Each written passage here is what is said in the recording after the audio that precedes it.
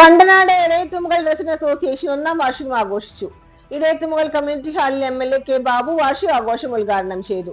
കുടുംബങ്ങളിൽ നിന്നാണ് നാം മാതൃക തുടരേണ്ടതെന്നും ഇന്നത്തെ തലമുറ ലഹരിക്ക് അടിമപ്പെട്ടു പോകുന്ന സാഹചര്യം വർദ്ധിച്ചതിനാൽ വീട്ടിൽ നിന്ന് തന്നെ മക്കൾക്ക് ലഹരിക്കെതിരെ ബോധവൽക്കരണം കൊടുക്കണമെന്നും റെസിഡൻസുകളിലും ഇതുപോലെ ബോധവൽക്കരണം കൊടുത്ത് സമൂഹത്തിന് കൊള്ളാവുന്ന ഒരു തലമുറയെ വാർത്തെടുക്കാൻ റെസിഡന്റ് അസോസിയേഷനുകൾ മുന്നോട്ട് വരണമെന്നും MLA കൂട്ടിച്ചേർത്തു. വാർഡ് മെമ്പർ ആൽവിൻ സേവ്യർ അധ്യക്ഷനായി. ഉദയംപേരൂർ ഗ്രാമപഞ്ചായത്ത് പ്രസിഡന്റ് സജിത മുരളി മുഖ്യപ്രഭാഷണം നടത്തി.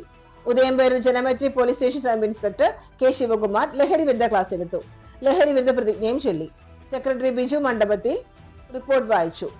എൻഡ്രാക് ജില്ലാ vice president R. Nandakumar, EDRAC resident association president Jose Kurian Marassery, treasurer Santhosh Mathai Kanjirathinkal, vice president Ittu PI, joint secretary Baby Cheruvathur എന്നിവർ സംസാരിച്ചു. സമ്മേളനത്തിന് ശേഷം വിവിധ കലാപരിപാടികളും സമ്മാന വിതരണവും മധുര വിതരണവും ഉണ്ടായി. വിശിഷ്ടാതിഥികൾ ഫലപുഷ്പങ്ങൾ നൽകിയത് മാതൃകയായി. MLA അസോസിയേഷൻ അംഗങ്ങളെ പ്രത്യേകം അഭിനന്ദിച്ചു.